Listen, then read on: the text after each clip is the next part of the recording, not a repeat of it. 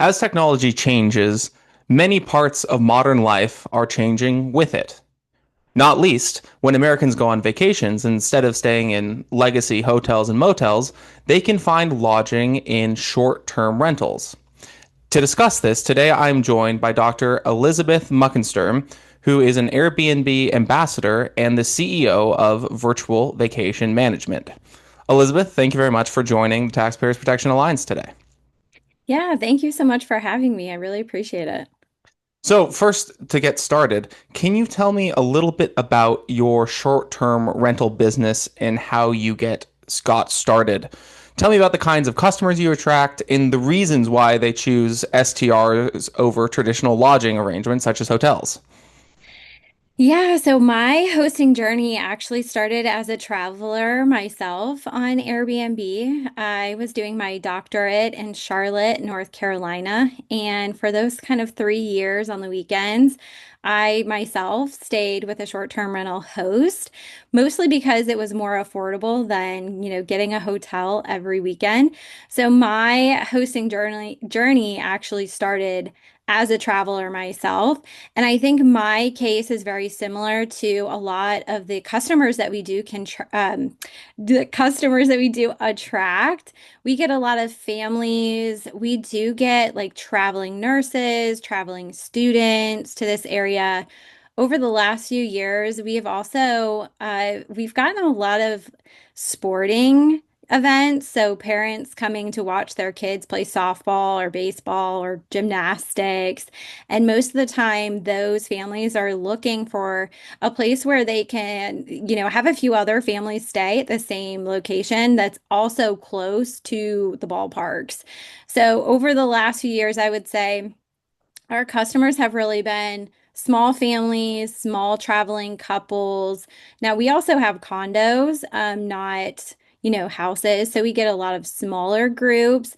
But I think the customers that travel on Airbnb and short-term rentals tend to be those looking for more unique spaces. So they might be looking to stay with a host that has a unique story or a unique space outside of the traditional hotel. And then, of course, during COVID, I think it really helped that security of knowing that, a million people haven't stayed in the same place, I think attracted those type of customers as well that were looking for a more like homey experience. So that is how my journey got started. We just started with one property and then expanded to three properties. Now we manage for uh, a lot more over the last few years. And I would say it all started with just being a traveler and wanting that experience for myself as well. Now, every new business model and every new technology is deeply affected by the existing regulations and sometimes the new regulations that are applied to it. So, can you talk about the key state and local rules that have affected your operations or perhaps in some circumstances made them more difficult? What kind of factors do you have to think about as a small business owner in this respect? Yeah, so we're in Myrtle Beach, South Carolina, which is a really interesting area because the Grand Strand area is made up of a lot of little jurisdictions within Horry County. So we have North Myrtle, Myrtle Beach, Surfside, Garden City, and then the county. And each one of those has similar but different regulations as far as short-term rentals go. And it really just depends on where your properties are, what rules and regulations you need to follow. I know when we first started, it was kind of difficult to figure out, okay, what is this property in North Myrtle Beach? What are the regulations that they need to follow versus Myrtle? And it's kind of interesting because North Myrtle Beach has almost taken the approach the last few months of becoming a little more restrictive or just enforcing some of the rules that they currently have a little more strictly. Whereas Myrtle Beach is almost the opposite. They have passed an overlay area where you can't turn a short-term rental into a long-term rental. So just knowing as a property manager, knowing all the different jurisdictions, what are the ordinances, what are the laws and regulations, and then what are the taxes with all of those. I think that is one of the main things that has been a barrier to growing our business is there's just so much to know. There's so many regulations. And then, getting into long-term rentals as well as far as the landlord tenant laws. There is just a lot to know. So, weeding through all of the information on the internet can sometimes be a barrier to starting in this business. I think it is all well and good for we, the policy folks who sit in our offices and research and write about these things to form opinions. But at the end of the day, it's really only people like you who have to deal with these taxes and regulations on a day-to-day business who actually know what's going on the ground. So maybe you could talk a little bit not only about how your business model is affected, how your ability to compete with traditional lodging arrangements like hotels is affected, but also how do all of these regulatory schemes affect the consumers? How do they affect the people who want to come and stay in an Airbnb?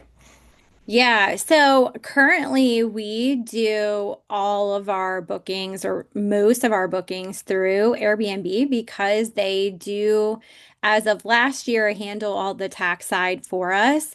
So, for example, we are really wanting to expand our business this year into doing some direct booking, but just figuring out the tax landscape is huge. So not only do we have the accommodations taxes that, hotels and lodging pay as well, we also have state taxes, sales and use taxes. I know I'm missing some things in there. We have the Horry County tax, the local city tax. So it's great when some of these platforms, the OTAs, collect those and remit those on our behalf. But for direct booking and needing to set up all of those tax accounts for each property you manage and then remitting those is very burdensome. And then not only is it burdensome for the business, you also have other businesses that are related, like your cleaners, your maintenance people. So all of those people that are also paying taxes on their business, it does really hit your bottom line, and impacts the consumer in the long run because the more taxes that we pay as a business, the more taxes that we have to pay to the businesses that we work with, the more expensive it gets for the guest. So, and the thing is, a lot of the customers and the guests that we get, I don't know if they really realize that a good portion of what they're paying is actually going to taxes. In addition to all of the state and sales taxes, we also have to pay income taxes at the end of the year. So I would say a good 20% or more, each reservation is going to some type of tax, either income tax, sales tax, accommodation taxes. Even when they're here traveling, Horry County has a penny sales tax on food and drinks and things that are bought in the city of Myrtle Beach. Now that does go to education. So, there's a good reason that we have the penny sales tax. But I do think a lot of the consumers that come to Myrtle Beach don't realize that the prices are going up on hotels and short-term rentals because of all the taxes that we then, pay out to all the different jurisdictions, whether it's a local, a county, or a state, and then federal income taxes. So it's like we're being hit, of course, at every single tax level, which then we pass that off somewhat to the consumer to, make up for some of that revenue. So it definitely impacts consumers when they're here on vacation, all the way from their stay to the things they purchase.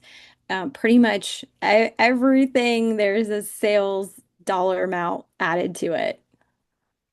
Now, this conversation has glanced several times off of the topic concerning different regulations in different jurisdictions. And now, in the past year, we've seen an all-out free-for-all between municipalities and states offering new tax schemes, new regulatory schemes for short-term rentals. Can you discuss some of the ways in which having different jurisdictions regulate these properties and this business in different ways, how that affects your ability as a business owner simply to get through the day?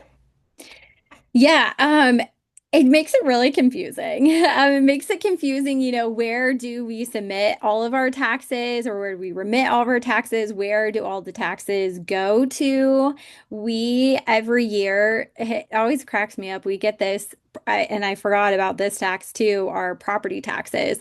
We get a property tax sheet that is like very confusing on the format that tells you, okay, here's your property tax that you owe on your short-term rental, and then here's all the other things. So I forgot to mention we also pay tax on the furnishings in your property that depreciate over time. And every year, that's another thing to do for our business is figure out, okay, how do we have to depreciate the items in our short-term rental over the course of the year? And it gets easier as the years go, but that first year, figuring out when you buy your property and what's inside and how it needs to be depreciated, we've spent a lot of money on our CPA, on our accountant, on our taxes over the years. And of course, they have tools that they have to pay for that makes the accounting side and the CPA side expensive too. So I think that is one of the barriers of having a business in the short-term rental space. A lot of people, maybe have one property or two properties and they're able to run their business easily, but the more you grow a short-term rental business, I would argue like the harder it gets. The more accounting there is, the more taxation there is, and figuring out what needs to get paid where, and most of the time on a monthly basis. So it's not, like at tax time in the beginning of the year, okay, we're looking at our taxes from last year or even quarterly. A lot of these are remitted monthly. So if you yourself are not doing it, or if you're not educated in accounting, then you have to pay someone to do that.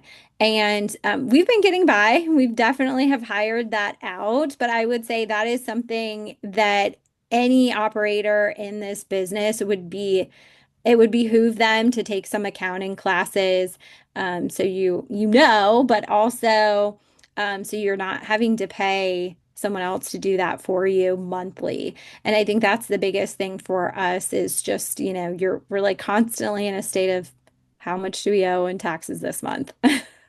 Yeah, I think Economics 101 tells us pretty clearly that regulatory complexity and uncertainty can actually be a much greater drag on economic productivity, even than sort of outright explicit known regulation or tax burdens.